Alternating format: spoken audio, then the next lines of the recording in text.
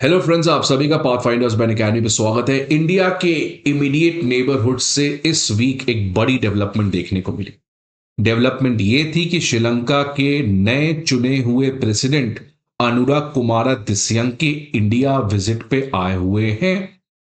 श्रीलंका एक छोटी कंट्री है, ज्यादा इंपॉर्टेंस हम लोग देते नहीं है। यही अगर अमेरिका, रशिया या चाइना से रिलेटेड न्यूज होता तो हमारे मीडिया ऑब्सेस्ड हो जाते। बट एनीवेज, जियो पॉलिटिक्स में सबसे इंपॉर्टेंट अगर कोई कंट्री होता है तो वो नेबर होता है। तो श्रीलंका के प्रेसिडेंट इंडिया आए हुए हैं। अब इसमें क्या बड़ी बात हो गई? इसमें बहुत ही बड़ी बात है, इनफैक्ट सारी बड़ी बात है। बिकॉज टाइमिंग बहुत स्पेशल है। आज साउथ एशिया में जिस तरीके से एंटी इंडिया फोर्सेस बढ़े हैं, देखिए बांग्लादेश में क्या हुआ, देखिए नेपाल में क्या हुआ, देखिए म्यांमार में क्या हुआ, पाकिस्तान का हाल आप जानते हैं।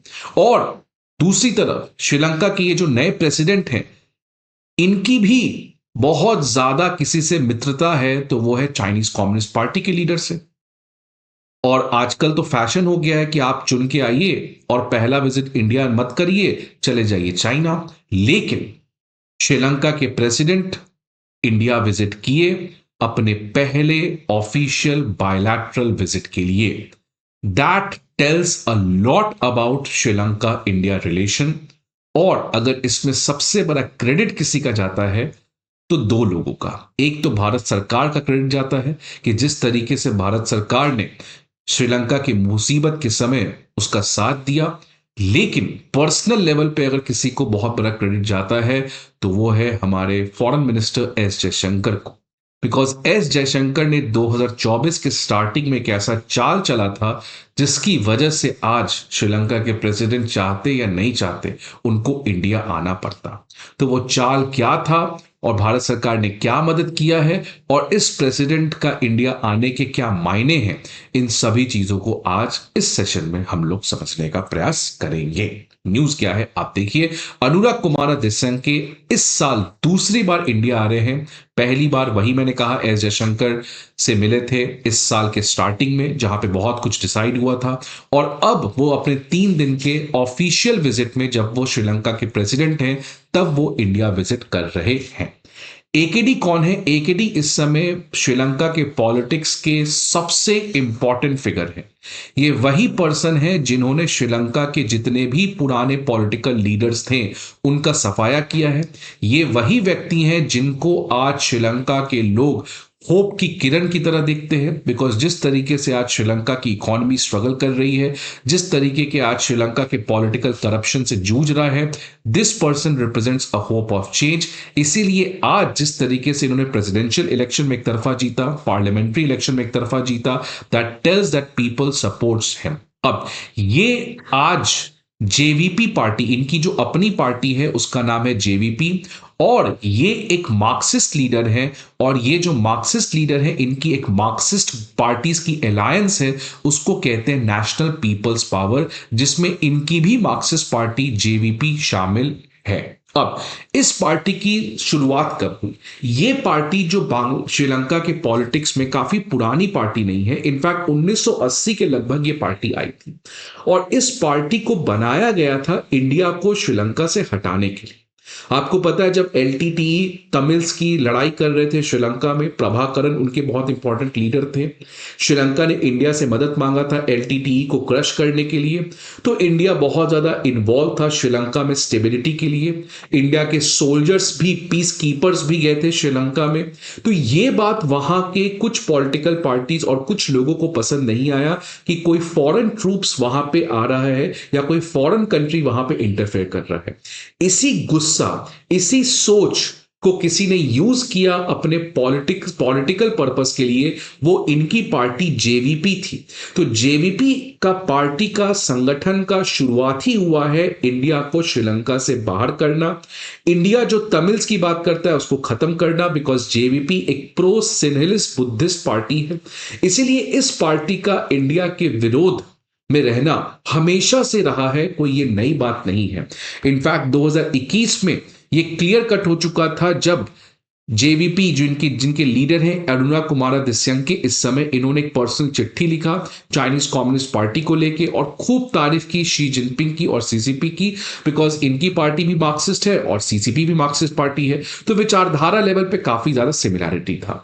तो एक तरीके से श्रीलंका में जब ये चुन के आए थे और इनकी पार्टी जो पहली बार चुन के आई थी, कोई भी एक्सपेक्ट नहीं कर रहा था कि इंडिया और श्रीलंका के रिलेशन जो है वो अच्छे होंगे। इनफैक्ट सबने ये मान लिया था कि श्रीलंका इज अनदर बांग्लादेश और Sri Lanka is another Pakistan, but president Anurag Kumar Dissanayake really showed कि उनको अपने पर्सनल पॉलिटिक्स से कोई मतलब नहीं है, देश हित में जो होगा उसके लिए वो खड़े उतरेंगे, और इसी कॉन्टेक्स्ट में वो इंडिया विजिट किए हैं। आगे बढ़ेंगे, हम लोग सभी चीजों को एनालाइज करेंगे, बट एक इंपॉर्टेंट इंफॉर्मेशन आप सभी के लिए कि हमारे ऑफलाइन बैचेस हमारे चारों ऑफलाइन सेंटर में करोल बाग, मुखर्जी नगर, पटना, प्रयागराज में 20 दिसंबर को स्टार्ट हो रहे हैं, also at a very special price of 59,999।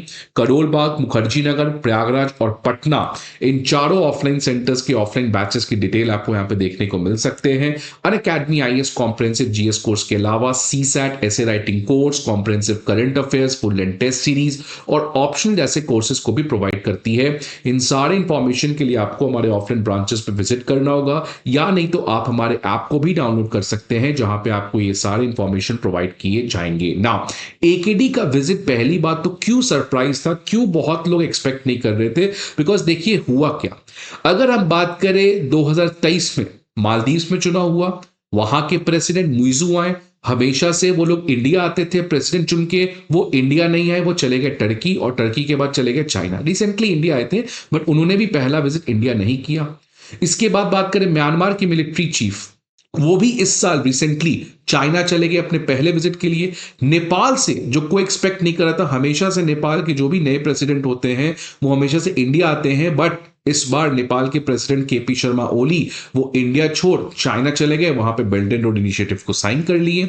तो ये जो एक नया ट्रेंड है, इंडिया छोड़ो पहला विजिट में कहीं और जाओ, इसको नकारा है, इसको रिजेक्ट किया है, और अनुराग कुमार दिस्यंके ने उस कल्चरल प्रैक्टिस को कंटिन्यू किया है जहां पे श्रीलंका के प्रेसिडेंट इंडिया आते हैं। अब आ गए, लेकिन आए तो कुछ बहुत बड़ा ऐलान भी किया। क्या किया आप देखिए, उन्होंने कहा कि मैंने prime minister of India, prime minister Modi को आश्वासन दिया है कि हमारी धरती किसी भी ऐसे गतिविधियों के लिए यूज नहीं की जाएंगी जिससे इंडिया के नेशनल इंटरेस्ट को हार्म पहुंचता है। हमारा जो कोऑपरेशन है इंडिया के साथ वो कंटिन्यू रहेगा और हम पूर्ण तरीके से इंडिया को सपोर्ट करते हैं। तो अब आप देखिए ये जो मैसेज है इसके मायने क्लियर है कि आने वाले समय में श्रीलंका जो है वो चाइनीज इन्फ्लुएंस को अपने पॉलिटिक्स में कम करेगा। अब बात आता है कि और क्या क्या चीजें इनके बीच में हो सकती हैं, बिकॉज अभी ये इंडिया में है और बातचीत चल रही है।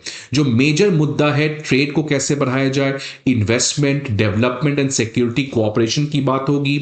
श्री अनुराग कुमार दिस्यंके दिल्ली में एक बिजनेस समिट को कंडक्ट भी करेंगे जहां पे श्रीलंका इंडिया के बीच में इन्वेस्टमेंट और कमर्शियल लिंकेजेस को बढ़ाया जाए।